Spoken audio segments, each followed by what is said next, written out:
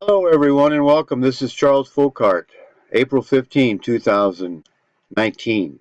I want to thank all of you who support this channel. I want to get right to it. This is a video on a subject of so much confusion, and I think it needs to be addressed, and I'm going to try to do that here a little bit. It's probably going to be at least two parts. It's pretty involved subject, but pretty important because everywhere you go, everywhere you go now on the internet, there's confusion, and the powers that be, our enemy, is doing everything they possibly can to prevent anyone who doesn't already have the truth from beginning to or having access to the truth. It's like going into a library. I see the internet as a library. And like any library, there's good books in the library and bad books, good material and bad material. Well, what they're doing now is on the internet, these our enemy, the Esau Edomites, um, who was the twin brother, the older brother of Jacob, and we're going to get into that in a minute, but they've taken over the control of the media, and they've taken control of the internet, the most important aspects of the internet. And that would be the engines, the search engines. That's like the catalog. When you go to a library and you go to the card catalog and you look up the index number of the material you want, the content you want. Well, they're hiding that index number now. They say, well, you don't want to look at this book. You don't want to look. That's not the truth, and we don't trust you to make. We don't want you to make up your own mind. So we're going to give you a suggestion in the index, the card index of what's available on the internet, and we're going to hide, or we're going to ban, or we're going to censor anything that we don't think you should have. So I'm going to keep doing these videos for as long as I can, exposing the Esau Edomites that have taken over our world. And because if you're a Caucasian, if you reside in a Western European country, and in that I include Canada, Australia, New Zealand, United States, Africa, South Africa, which, by the way, there were no blacks in South Africa when the whites from Europe went down to South Africa. None. It took them a couple 150 years for the blacks to migrate down to South Africa. Remember, South Africa has a cold season too, and most of the blacks stayed up mid-Africa where the temperature was warmer. But anyway, I digress, but that's important because these Esau Edomites have gotten the Western Europeans, the Caucasians that reside in these Western nations, confused. And we need to undo that confusion, and I'm going to do the best I can on my channel and on these videos. Before we go any further, I want to talk for a minute about this difference between proof and evidence, because this is so important today. A lot of people want you to prove something to them. They'll say, prove it. And my contention is, with a few exceptions, and I'll get to that in a minute, you can't prove anything to anybody. If they want to reject the obvious implication or the obvious result or the obvious truth of a matter, no matter what the evidence, there's nothing you can do about it. They're going to believe what they want to believe, no matter what you say, no matter what you do, no matter the evidence that you present to them. I'm going to give you an easy example. Last night I was out. There was more than a full moon, and I looked up at the evidence. The evidence is the moon in the sky.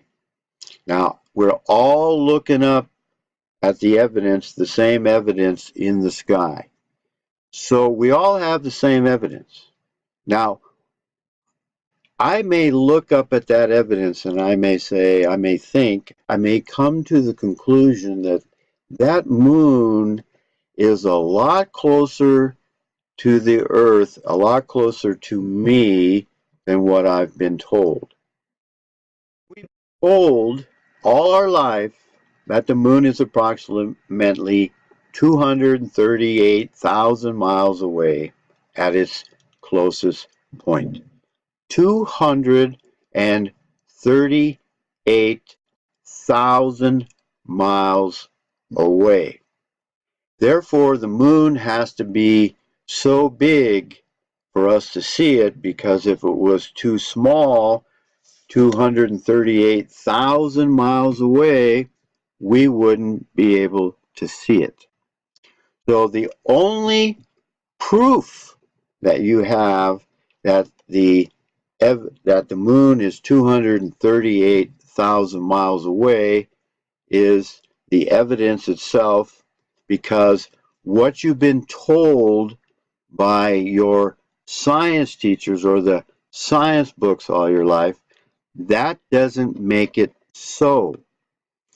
And just because millions and millions and millions and millions and millions and millions and millions and millions of people have believed it down through the years, that doesn't mean that the moon is 238,000 miles away. Now, a lot of people, for some reason or the other, they don't get that. They think because everybody that they know thinks the moon is far away, then that must mean the moon is far away. And that people like me, who look up at the same evidence that they do and come to a different conclusion, we're idiots. We don't, quote, know science. We're stupid. You know, the whole, and they lose their argument as soon as they start calling you a name. When they call you a name, they use ad hominem, which is a logical fallacy, they lose. So when you get to that point, folks, most of the time you just want to walk away. Now, I will stay longer and engage people because other people will read the comments. And that's really, when you get to this point and you get an idiot who doesn't know how to debate and uses logical fallacies, you can just have a lot of fun with those people. And eventually, if they're smart, if they have a little bit of smarts in them, they'll leave without having the umpire or the referee. You know, a lot of arguments we have with people, a lot of discussions we have with people really need a referee. Because when they're down for the 10 count, they still want to get up and fight, and they've already lost. They lost the debate in the first round. But anyway, they keep going and going and going, thinking that they're on the right side, and then other people are cheering. You notice that they'll be cheering them on. Oh yeah, this guy's an idiot. You know, you're so right. You know, blah blah blah blah. But you know what? Just because you misinterpret, just because you don't understand the evidence, doesn't mean that your opinion is correct. And that doesn't mean that my opinion is correct. I suggest that you prove to yourself, see, go examine all the evidence. And what I'm trying to say is that's getting harder and harder to do all the time on the internet, because we don't have access to the truth like we used to. Even a few years ago, doing a search to finding what I wanted to find was easy. A few key search words, boom, there it is. Now you've got to really already know the truth before you look for it in order to be able to find it. And many times the truth, the content, the material you want won't even be there any longer. It's been scrubbed, it's been burned, it's been censored, it's been what's not Animal Farm, but what's that other book? I just read it not too long ago. 1984, down the memory hole, folks. That's happening right in our lifetime. It's amazing. It's just simply amazing to watch and see what's coming. Look for the insurance policies for your automobile, for example, used to say right on the policy, proof of insurance. So when the officer stopped you, the law enforcement officer stopped you and asked you for your proof of insurance, you pulled out your proof of insurance, and that took care of the matter. There was no arguing there. It said right on it, this is proof of insurance. It's actually the evidence that you're insured, but legally it's the proof. The officer has to accept that. He can't say, oh, you don't have insurance. I don't agree with this evidence. So get out of the car and etc. So another proof of that we carry around is our driver's license. And when the officer stops and says, you know, what's he say? Driver's license, proof of insurance, and your registration. What he wants you to do is he wants you to prove to him the car's registered to you, you own it, your license to drive, and the car you're driving in, the vehicle you're driving in, is insured. 3 proofs that he wants to see, and he cannot argue with you if all of your proofs are up to date and acceptable by law. All right? So I hope that anyone who watches the videos on this channel will understand the difference now between proof and evidence. We all have the same evidence. That's why in a court of law, in a criminal case, the opposing side, the prosecutor, has to show you the evidence that he has. And then the attorney or the defense gets to try to explain, it gets to explain to the jury why they should see, why they should interpret, why they should see the evidence or come to a different conclusion regarding the evidence than the prosecutor. And a lot of times what happens in a court of law, and that's what happened down here, it's coming to my mind now with the Clive and Bundy thing up there in Nevada. See, the prosecution withheld evidence that may have caused a neutral party to see things in a better light for the Bundys, and the judge, who was a Sephardic Jew, had to dismiss the case because on appeal the case would have been thrown out. But see, that's how important the evidence is. And what's happening today is, like I said earlier, is those who control the narrative or have been controlling the narrative in the mainstream media. See, they could censor by or lie by omission before, and it would be very, very difficult to find out the truth. You had to get it in books. You had to get it in newspapers. You got it in alternate, like the Spotlight, alternate news sources. I was a subscriber. At the peak of the Spotlight subscription, there was 300,000 subscribers. I was one of those 300,000. All right? I'm one of those 5%ers who believe that race is extremely important in regards to who we are and what or how we live in the world around us. It's all related because a lot of people don't see the evidence, and because of the lack or the lying they're lying by omission, the evidence that they have never gotten, they have never had a chance to look at, they've never had a chance to examine. They don't have that evidence. They haven't been able to do the examination, and therefore they have an erroneous conclusion, and that's why you have loggerheads. You can just debate and quote argue with people, because, and then when you mention to them that they have you looked at this evidence, and they'll say, no, I haven't, and blah, blah, blah, that's a bad source, whatever. So they've lost the argument. See, majority of the people that I talk to don't know squat about Adolf Hitler, and they don't know squat about the Holocaust, and they don't know squat about the reality of World War II, etc.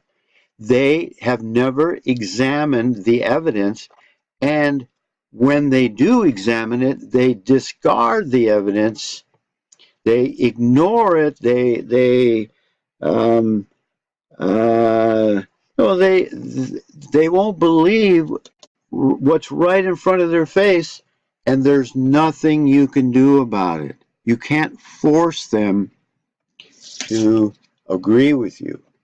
But that's what's happening now. The left is trying to force us to agree with them. That's why we're turning to violence.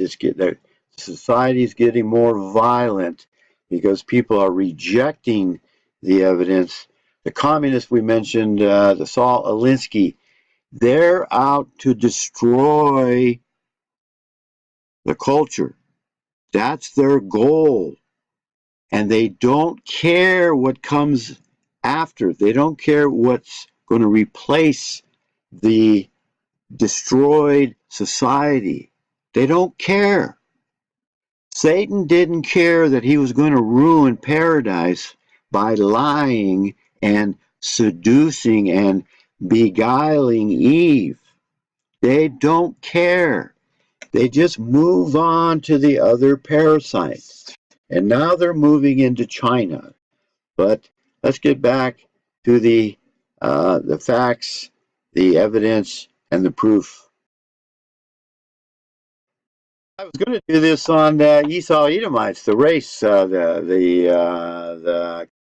Canaanite race, and the Adamic race, but it's already 17 minutes, so this video will actually be on the difference between evidence and proof, and we'll go on to the next videos, but I would suggest you watch more than one video here, folks. This is like, maybe I'm being presumptuous here, but my channel is like a university education, and I think you get a lot more truth on this channel, and you get to challenge the quote professor with the comment section. So I encourage the comments, keep it civil, and I'll be glad to engage when time allows. And then the next video, when I'm done right here, right now, I'm going to move on to the next video, which is the race of, like I mentioned, the race of Adam against the race of Cain, and the tribes. The two tribes that are in conflict today, all down through history, coming to an end, coming to a culmination of history right in our lifetime, and that is Jacob-Esau conflict. I want to thank you for watching. Thank you for supporting this channel. May the grace of God our Father, who made a covenant with Jacob Israel and not with Esau, who was also of the line of Abraham, Isaac, and Jacob. Jacob was loved by Yahweh. Esau was hated by Yahweh. We're going to get into the reasons why. And also I want to remind you that Ishmael was also of the line of Abraham. He married his servant Hagar, ended up with offspring Ishmael, from whom the Arabs descend, but he wasn't chosen. See, Jacob was chosen. Jacob was the child of promise, not Esau, not Ishmael. And that's what Paul is talking about in Romans chapter 9. And I bring that up because I ran across a video by this guy, and I went back to try to find it. They're so confused, so confused. May that God help us to become unconfused, that we understand, that we become to understand the truth as we embrace a love for the truth, that we are the remnant who are not confused. And with His grace, I pray that would happen to myself and to all of you. See ya.